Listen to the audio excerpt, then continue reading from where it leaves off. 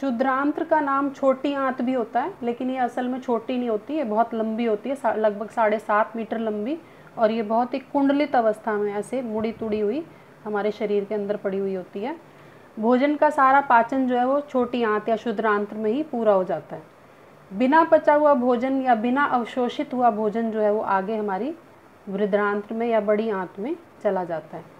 क्षुद्र आंत्र की आंतरिक भित्ति पर, अंदर की जो भित्ति होती है, इस पर इस प्रकार से उंगली के समान संरचनाएं होती हैं, जिनको हम कहते हैं दीर्घरोम। इन दीर्घरोम का मुख्य कार्य होता है कि ये पचे हुए भोजन को अवशोषण करने के लिए सतह को बढ़ा देते हैं। इससे क्षेत्रफल जो है वो बढ़ जाता है, जिससे अधिक भोजन का अवशोषण जो है वो जल्दी जल्दी हो पाए।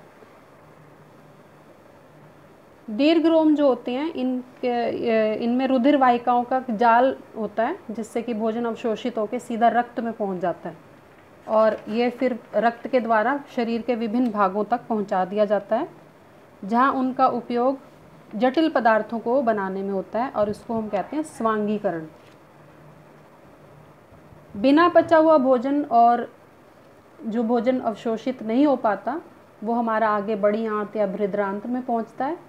बृहदांत्र में मुख्य कार्य जो होता है वो ये होता है कि जो जल है, अतिरिक्त जल है या लवण है, वो वापस अवशोषित हो जाते हैं शरीर में दोबारा प्रयोग होने के लिए, और जो बिना पचा हुआ भोजन है आगे वो मलाशय में चला जाता है और समय समय पर मल द्वार के द्वारा बाहर, शरीर से बाहर कर दिया जाता है। इसे हम निष्कासन कहते हैं। तो हमने पढ़ा कि पोषण के जो मुख्य हमारे प्रक्रम हैं, सबसे पहले अंतर्ग्रहण, मतलब भोजन को शरीर के अंदर लेकर जाना। फिर भोजन का पाचन होता है, जिसमें कि जितने भी हम जटिल पदार्थ खाते हैं वो सरल पदार्थों में परिवर्तित होते हैं। जैसे कार्बोहाइड्रेट से ग्लूकोज बन जाता है, सरल शर्करा बन जाती है, प्रोटीन से एमिनो अम्ल बन जाते हैं, वसा जो भी हम खाते हैं उससे वसा अम्ल एवं ग्लिसरॉल बन जाते हैं।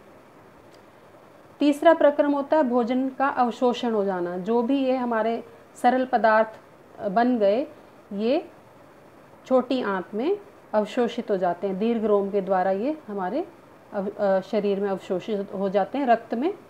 इसके बाद स्वांगीकरण, स्वांगीकरण होता है, जो ये अवशोषित भोजन है ये शरीर के विभिन्न भागों तक पहुंच गया, और उसके बाद इससे दोबारा जटिल पदार्थों का, जैसे रक्त, मांस, मज्जा आदि का